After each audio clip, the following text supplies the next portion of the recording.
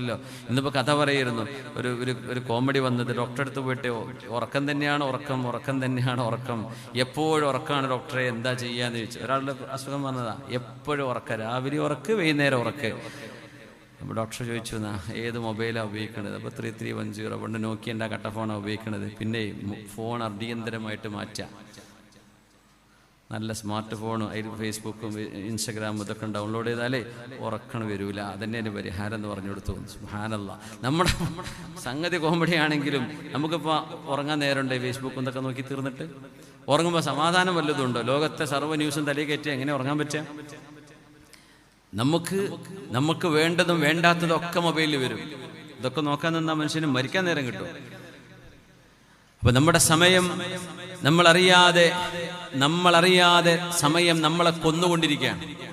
ഈ ഡോക്ടർ ഇത് അങ്ങനത്തെ ഉള്ള കഥയൊന്നും ആയിക്കൊള്ളുന്നില്ല, പക്ഷേ അതിലൊരു പൊരുൾ കിടക്കുന്നുണ്ട് അല്ലേ? ശരിക്കും മര്യാദക്ക് ഉറങ്ങിയിരുന്ന ആൾക്കാർ ഇപ്പോൾ ഉറങ്ങാതായത്. കുട്ടികൾ സ്കൂളിൽ പോകുമ്പോൾ രാവിലെ ഉറക്കം തിരിച്ച് എന്താ സംഭവം, ഉമ്മാനോട് ഉറങ്ങാന്ന് പോയി പറഞ്ഞ് മൊബൈൽ കണ്ടിരിക്കുകരെ.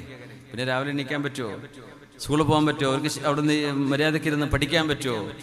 സമയവും ശ്രദ്ധയും ഒക്കെ ചിതറിപ്പോവല്ലേ? അതുകൊണ്ട് നമ്മുടെ സമയം ഈ ഫേസ്ബുക്കിലും സോഷ്യൽ മീഡിയയിലും അനാവശ്യമായ കാര്യങ്ങൾക്ക് വേണ്ടി ചെലവഴിക്കുന്നതിന് പകരം വിശുദ്ധമായ ഖുർആനും അദ്കാറുകളും ഓതിക്കോളി. അതൊന്നും പറഞ്ഞുതരാനും പാടില്ല, അതൊന്നും ചെയ്യാനും ആളില്ല. അതുകൊണ്ട് അദ്കാറുകൾ നമ്മുടെ ജീവിതത്തിന്റെ വലാ യസാലു ലിസാനുക റത്ബൻ മിൻ ദിക്രില്ല, നിങ്ങളുടെ നാവ് ദിക്ർ കൊണ്ട് നനയണേ എന്ന് റസൂലുള്ളാഹി സ്വല്ലല്ലാഹു അലൈഹി വസല്ലം